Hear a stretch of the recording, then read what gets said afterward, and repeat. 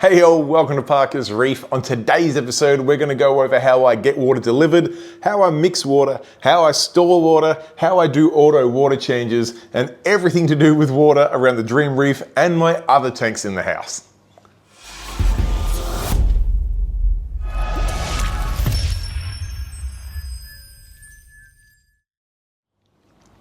Alright, thank you for joining me on yet another episode of Parker's Reefs. Now, a couple weeks ago, I did do a video going over absolutely everything in the sump right here on my Dream Reef tank. However, I did exclude one component there and I did get quite a few questions about it, and that was around my water deliveries, my water storage, how I mix water, particularly for that crazy stuff I do around 1.052 specific gravity, and just how my pumps go moving water from one side of the house to the other. So I figured today we would do a video covering all of those questions and have a look at the water as it gets delivered from my water delivery guy. Goes from the front of my house to the back of my house in the storage, from the back of my house to my tank, from this tank to the next tank to the tank after that, and then through to the drain, all without me touching a single thing. Now, I do just want to point out before we get into any details at all in this video that I will go over all of the things I am doing, and I will also tell you when there are things where I personally think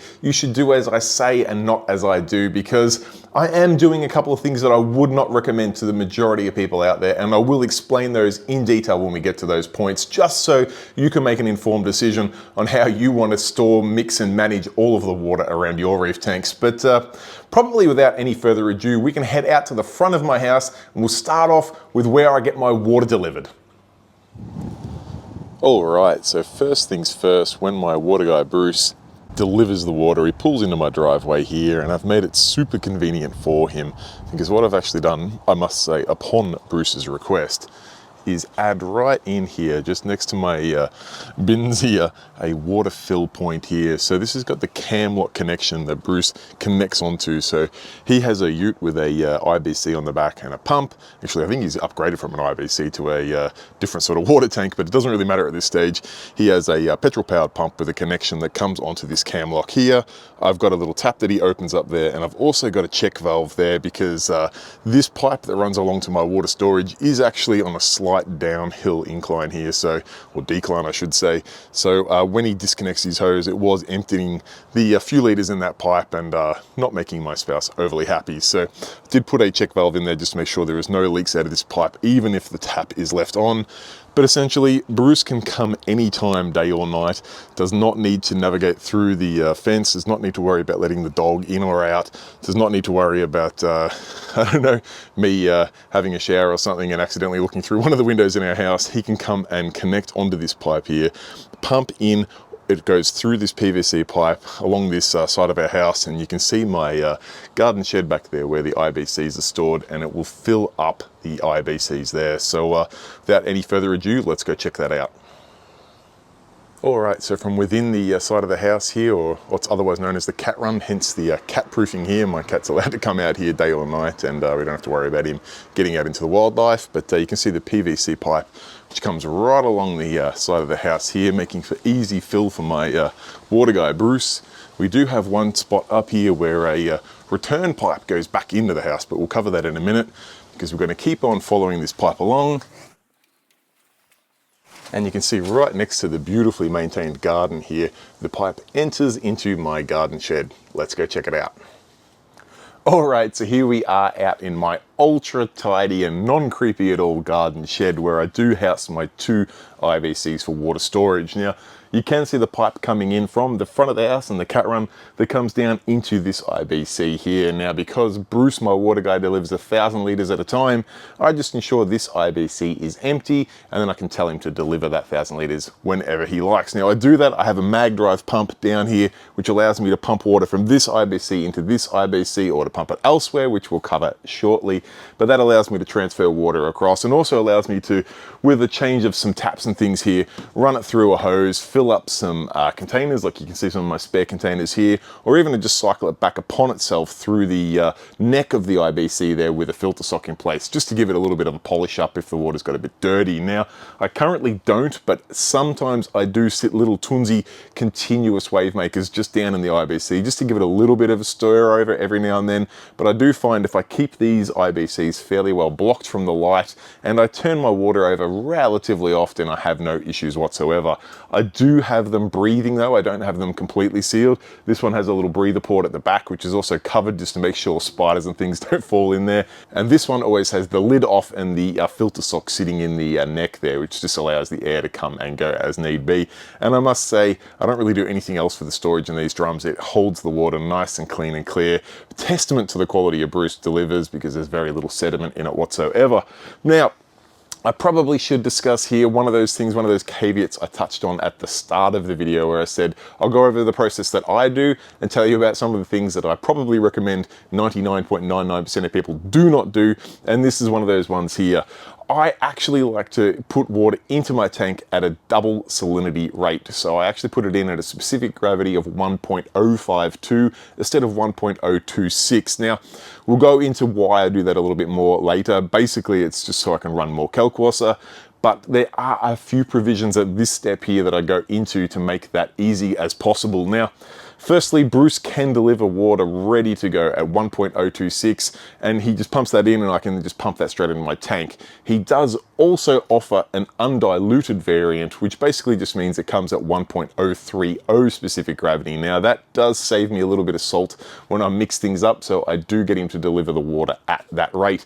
So the water currently in these IBCs is 1.030 specific gravity, and what I do is I use my taps and my hose here to pump that water into this olive drum here, where I then add some Aquaforest Reef salt to bring that up to 1.052. Now, you may see this little John Guest line here. That's my continuous water change line coming from that olive drum that goes back along that line. You can see these pipes here, back along the fence, up into the house where we had that little T-piece section there, and to my tank. We'll go have a look at the pumps there in a second, but I just want to explain that I store the water here usually at 1.026 or 1.030, and then I put that into my drum here and mix that up with Aquaforest Reef salt to bring that up to the 1.052. Now, the reason why I like to keep it separate is because occasionally I want to be able to do a big water change, which I do have the provision again here with my taps to be able to pump through a 3/4 inch or 20 mil for the Australian viewers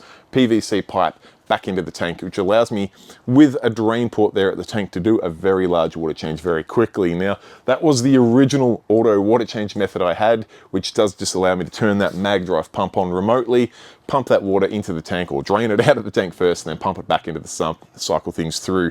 I do still have the provision to do that should there be an emergency, but I generally just do the continuous change. So, long story short, the reason why I move the extra salty water into this drum is that it allows me to keep water here, or at least be able to mix water back to 1.026 should I need to in an emergency. I do have my extra RO reservoir there, which is completely automated to make sure I always have about 200 litres of RO on hand, and that way, should I need to mix this back to 1.026 and do a big emergency change, I can any day or night.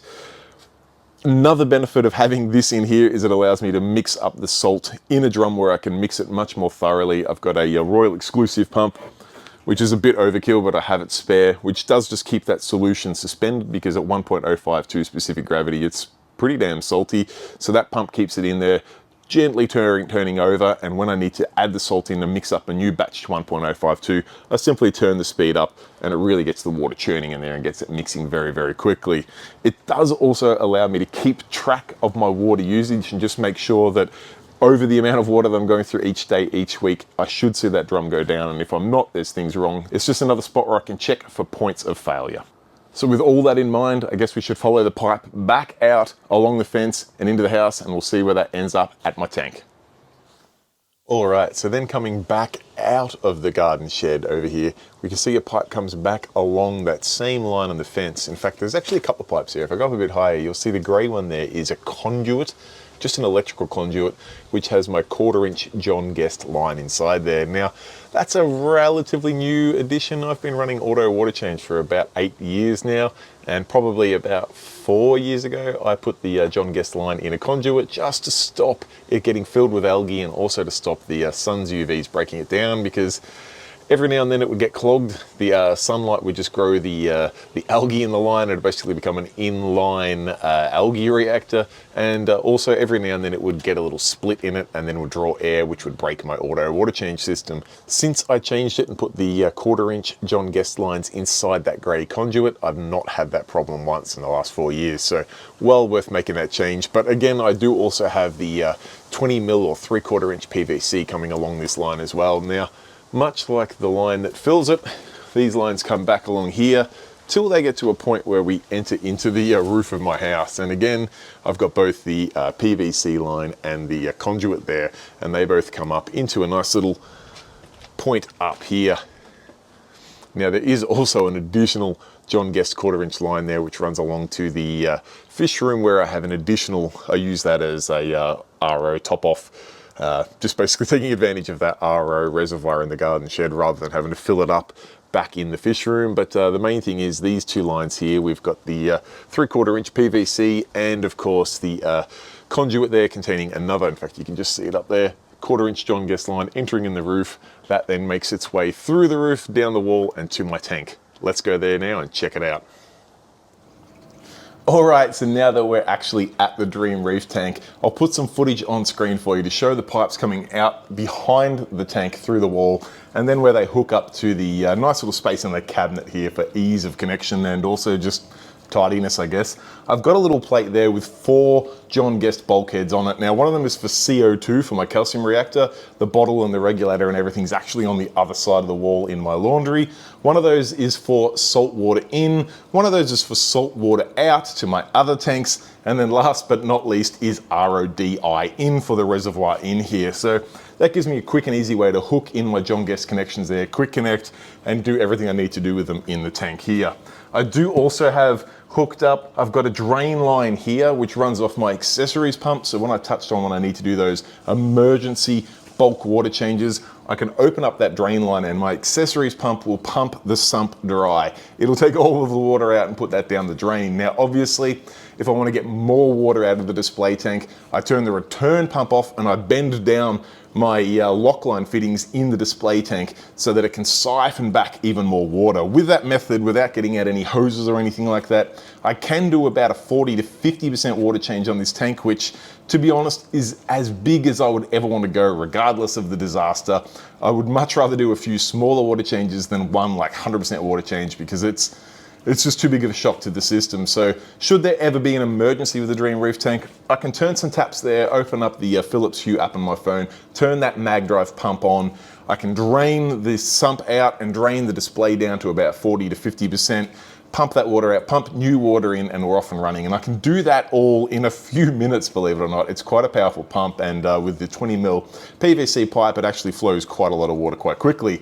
However, apart from the initial fill in this system, I have not actually done that on this tank. The rest of the time it's been continuous automatic water changes. Now, as touched on before, I have done automatic water changes for near on about 8 years now, and for a long time I was a big advocate of the Litre Meter 3 pumps from SpectraPure, and to be fair, they're still a fantastic pump, but the times have changed a little bit, and I have now gone to these 2 units here, the Kamoa X1 Pro T2 pumps. Now, there's a few reasons why I like these pumps. Mostly they're available, spare parts are off the shelf, but also they are very reliable. The tubing on them lasts a very long time. They are Wi-Fi connected, and I can make adjustments to them as I need on the go.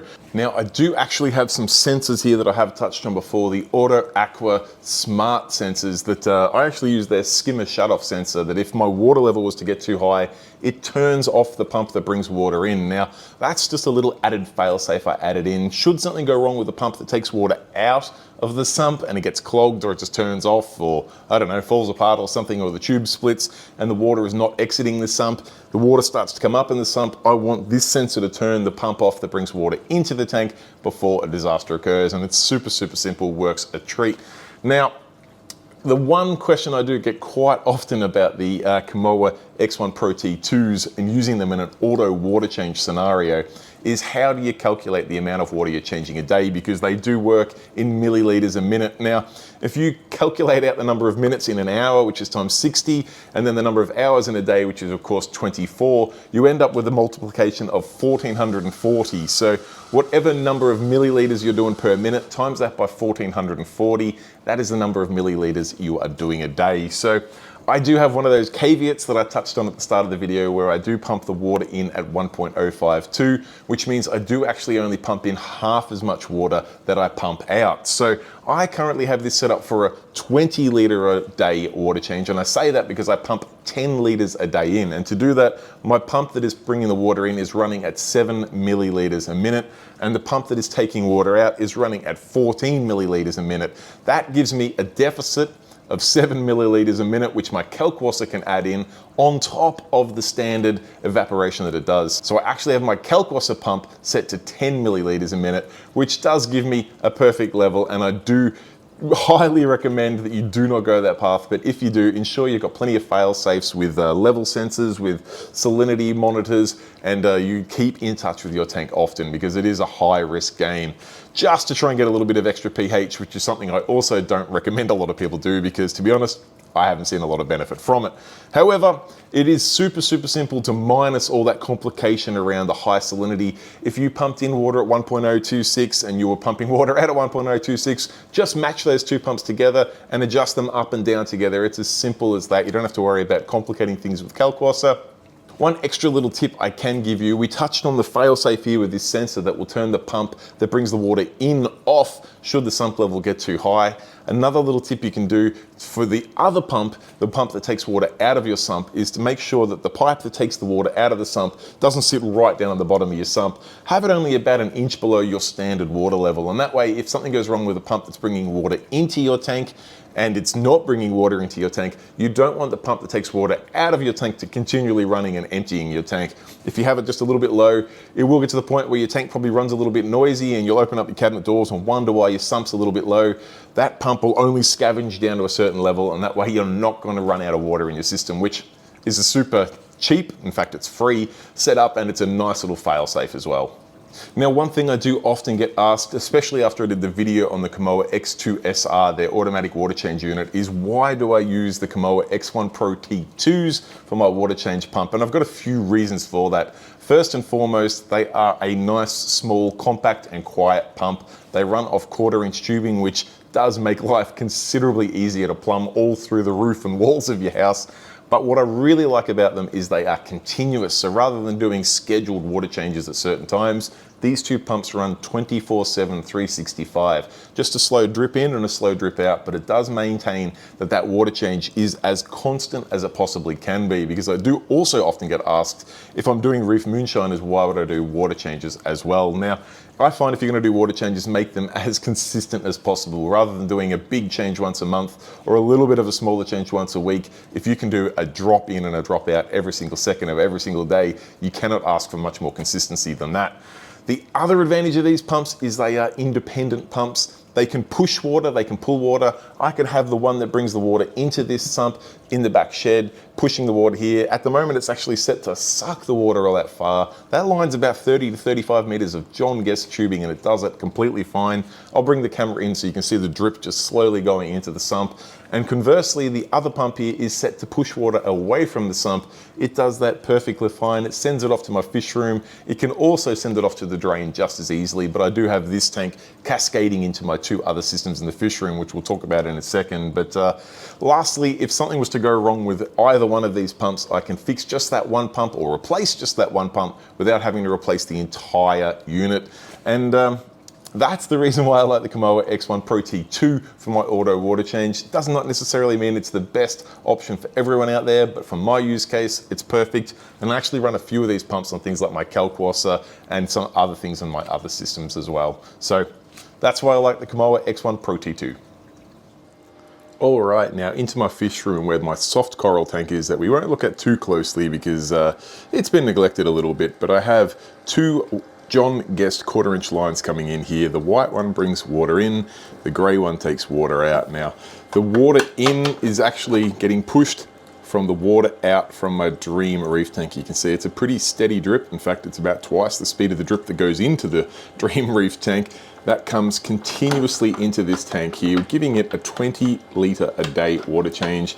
This line here is the one that takes water out, and I actually have that attached. It's kind of hard to see onto the the structure there of the skimmer cup, which allows it to stay at a fixed height. Now, I do that, like I mentioned on the Dream Reef tank, so that I can run the pump that brings the water out of this system at twice the speed, just so it scavenges, just in case something was to go wrong.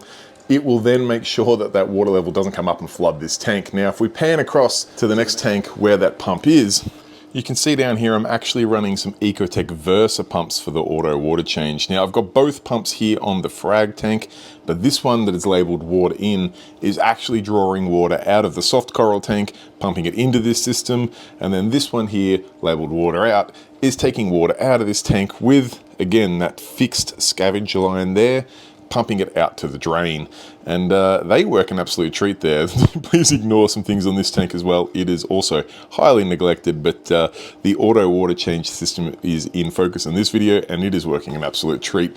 One thing I will mention with the Versas, you do need to replace the tubing in these pumps at least every 3 to 4 months, because they do absolutely get stiff, will drop the amount of water they are flowing, and a worst case scenario can actually split and cause you all sorts of trouble. So please do view my video on the DIY replacement of those tubes, because if you're buying the factory ones, it gets very expensive very, very quickly, and you also run the risk of not being able to find a supplier where you can get yourself the exact same tubing they use and replace them for a fraction of the cost and have a huge supply on hand for any given time. But the Versas work great. They do have John Guest connectors built into them, which makes life easy, but I probably would say I would lean towards the Kamoa X1 Pro T2s.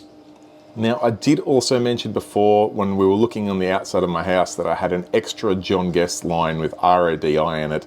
That is the pump I have running, continuously delivering RODI as a top off to my frag tank.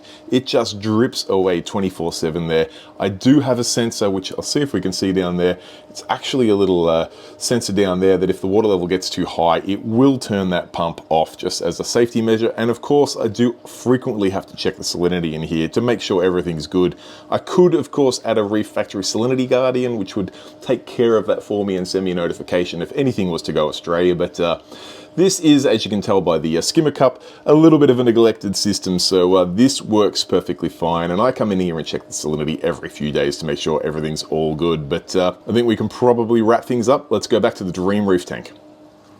All right, to round out the water journey around the Dream Reef tank, we should quickly talk about the Kalkwasser. I have this large Octo Kalkwasser reactor here.